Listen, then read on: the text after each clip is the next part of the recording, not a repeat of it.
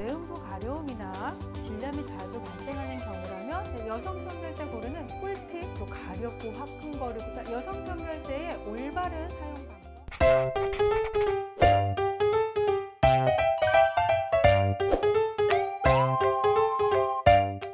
네, 안녕하세요. 유니스의 작은 리셋 한의사 김윤입니다. 네, 여성 청결제나 또 질세정제 사용에 대한 논란이 굉장히 많죠. 꼭 사용해야 된다, 또 한쪽에서는 사용할 필요 없다. 굉장히 궁금하실 텐데요. 자, 오늘 싹 다 정리해 드리겠습니다. 질염이 있을 때는 어떻게 씻어야 될까요? 자, 이럴 때 여성 청결제를 사용하시는 거예요. 예를 들면 불쾌한 질 분비물 또는 좋지 않은 냄새, 또 가려움 이런 것들이 있을 때 사용하시면 됩니다. 또 그 외에도요, 평상시에 생리기간에 생리대 사용으로 인해서 좀 불편할 때, 또는 운동 후라든지 여름철에 땀 많이 날 때, 이럴 때도 사용하시면 도움이 될 수가 있어요. 이 여성 청결제는 이제 보통 초경부터 해서 폐경 전까지 사용을 하셔도 되는데요. 다만 초경 전이라던가 또 폐경 후에는 이 음부 피부가 예민해져 있는 상태이기 때문에 특별한 증상이 없다라고 하면 그냥 미지근한 물로만 씻으시면 됩니다. 근데 보통 여성 청결제 설명서 보면은 일주일에 1회에서 2회라고 이렇게 기록이 되어 있기는 하지만 사실 정해진 거는 없어요. 그러니까 자주 사용한다고 무조건 좋은 거는 아니고요. 증상이 있을 때만 사용하시는 것이 좋습니다. 네, 여성 청결제는 어떻게 구입하는 게 좋을까요? 정말 많은 곳에서 정말 다양한 타입의 많은 제품들이 나오다 보니까 어떤 걸 사야 할지 고민들 많으시죠. 이 여성 청결제는 일단 일반 화장품으로 분류가 됩니다. 자, 이 말은 뭐냐면 질 내부가 아니라 외부 피부에만 적용을 해야 된다라는 말입니다. 청결제라고 하니까 이제 말에서 보이는 것처럼 청결하게 해주나 보다 라는 느낌 때문에 질 안쪽까지 닦으면 더 좋을 거다 이렇게 생각하시는 분들이 있는데, 질 안쪽까지 넣어서 닦으시면 절대로 안 됩니다. 특히 일부 여성 청결제 같은 경우에는 계면활성제와 같은 이런 부형제들이 들어가 있어요. 그래서 이게 질 내부로 들어가게 되면은 질 점막을 손상시킬 수 있고 유익균까지 사멸시킬 수가 있어서 질염이 더 자주 생길 수가 있어요.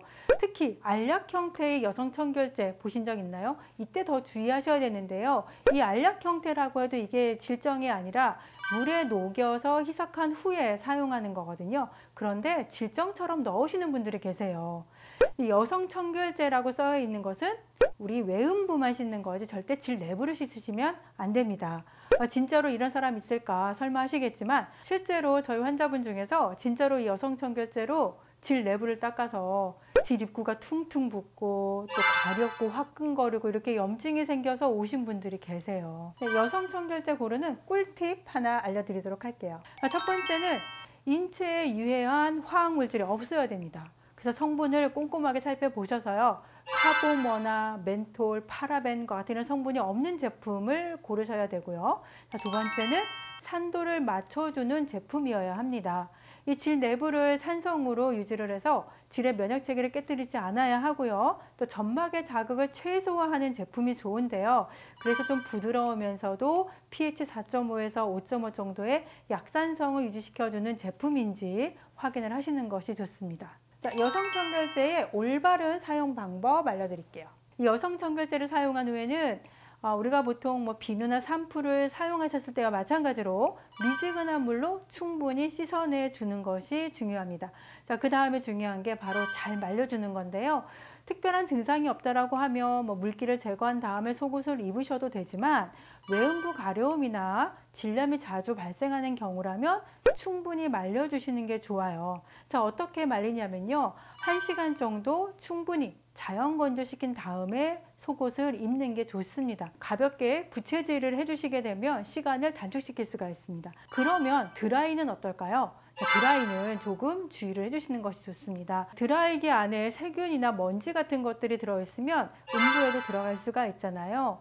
더군다나 드라이기 같은 경우 또 뜨거운 바람을 사용하시는 분들이 있는데, 그러시면 이 촉촉해야 하는 대음순 안쪽이 더 건조해져서 오히려 더 질염이 생길 수가 있기 때문에 주의하시는 것이 좋겠습니다. 근데 간혹 여성 청결제를 계속 사용했는데 증상들이 좋아지지 않거나 또는 더 심해져요 라고 하는 분들이 계세요. 자, 그거는 질염이 있다라는 말이고요. 이 여성 청결제로 해결할 문제가 아니기 때문에 치료를 받아야 한다는 뜻입니다. 일단은 가까운 산부인과를 방문해서 치료를 받아보시고요. 그래도 계속해서 재발을 한다라고 하면 이 질염 전문 한의원에서 질 면역 강화를 위한 한방 치료를 받으시는 것이 깨끗하게 치료를 하실 수가 있습니다. 또 혹은 여성 청결제를 사용한 다음에 더 가렵고 더 따가워요 이런 얘기하는 경우 있는데 이럴 때는 바로 사용을 중지하셔야 됩니다. 아까 말씀드린 것처럼 이 화장품으로 분류되는 제품이기 때문에 알레르기 반응에서 자유로울 수는 없어요. 피부 자극이나 또 알레르기 유무를 확인하시는 것이 필요합니다. 그러면 여성 청결제와 질 세정제는 뭐가 다를까요? 자, 아주 크게 다른데요. 여성 청결제는 화장품이라고 아까 말씀드렸잖아요. 그래서 외음부를 깨끗하게 사용하는 용도로 사용을 하시면 되고, 질 세정제는 보통 일반 의약품으로 분류가 되기 때문에 질 안을 닦는 세정제라고 생각하시면 돼요. 그래서 치료를 목적으로 하셔야 됩니다. 질 세정제는 그래서 약국에서 구입을 할 수가 있고요. 또 많이 알고 계신 지노베타딘이나 또 썸머스이브 질 세정액이 대표적인 일반 의약품 질 세정제죠.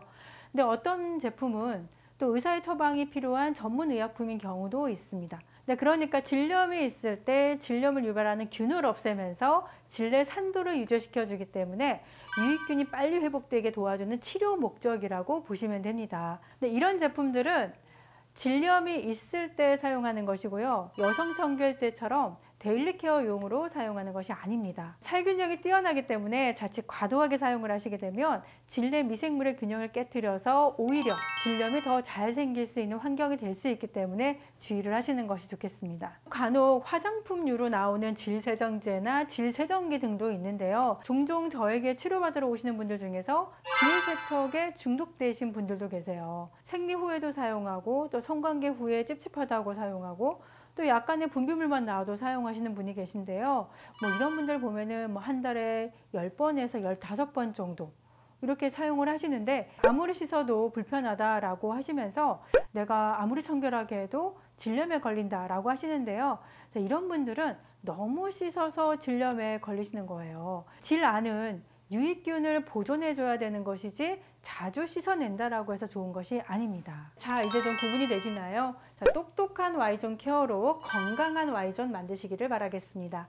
자, 저는 다음에도 여성 건강에 도움이 되는 좋은 정보로 찾아오겠습니다. 감사합니다.